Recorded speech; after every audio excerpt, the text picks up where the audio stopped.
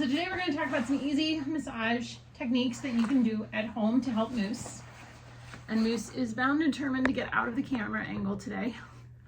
So the first thing we're going to talk about is passive range of motion. So you're going to take his, I'm going to try to move him just a little bit. I'm going to hold the knee with my hand and support it. And then I have my other hand on the hock and I'm going to move it forward and back, forward and back, forward and back, forward and back.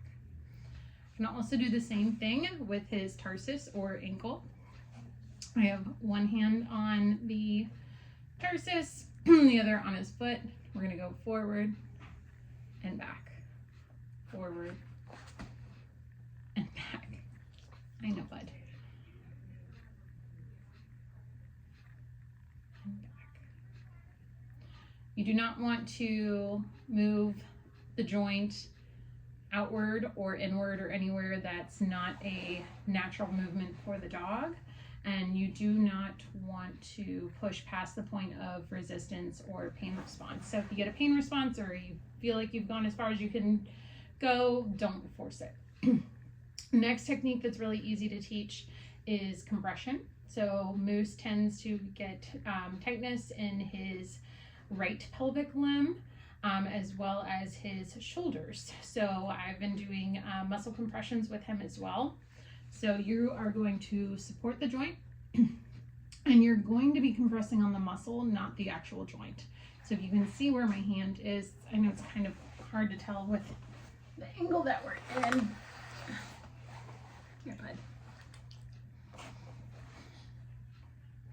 And you're going to press down and you can do pulses and you can also just hold. You don't want to be super rough or hard with this. And again, you're supporting the joint, but you are not compressing the joint, you're compressing the muscles. I'm on the fleshy part of his leg. For shoulders, you want to hold your hand like a taco. Like this. And you can compress like this. Just holding your shoulders. Right, bud?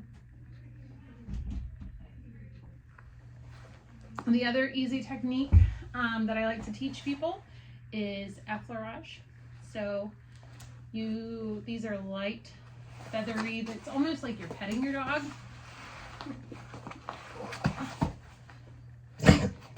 Oh, that you're fine. Light, feathery, circular motions. These aren't super fast, just slow, relaxing, circular strokes. This is a great technique to start out with. It's going to warm the tissue and make it a little bit more pliable.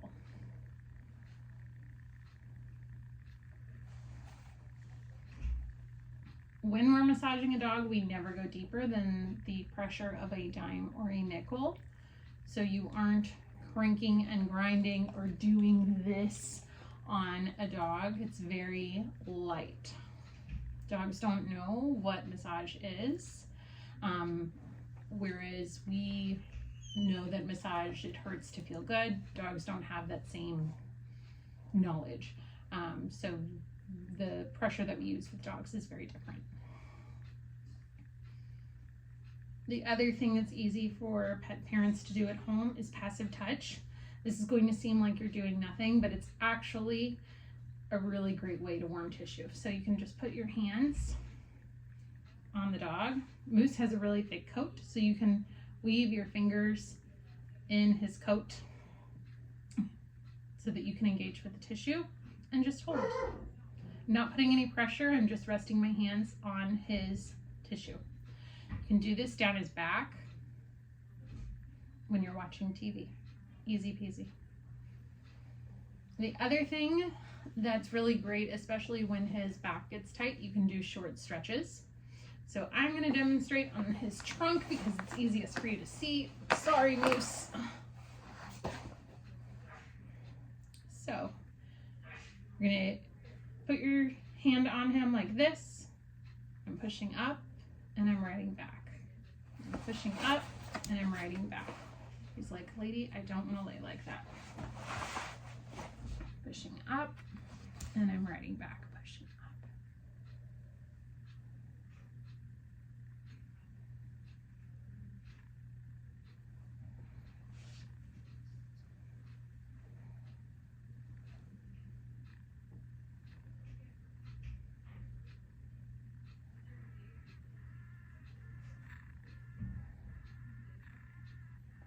And you can do this along his spine, or really anywhere that's easy for you to engage in that way. It's not always easy to do the short stretches on the shoulders, but you can also do a little bit on the legs. So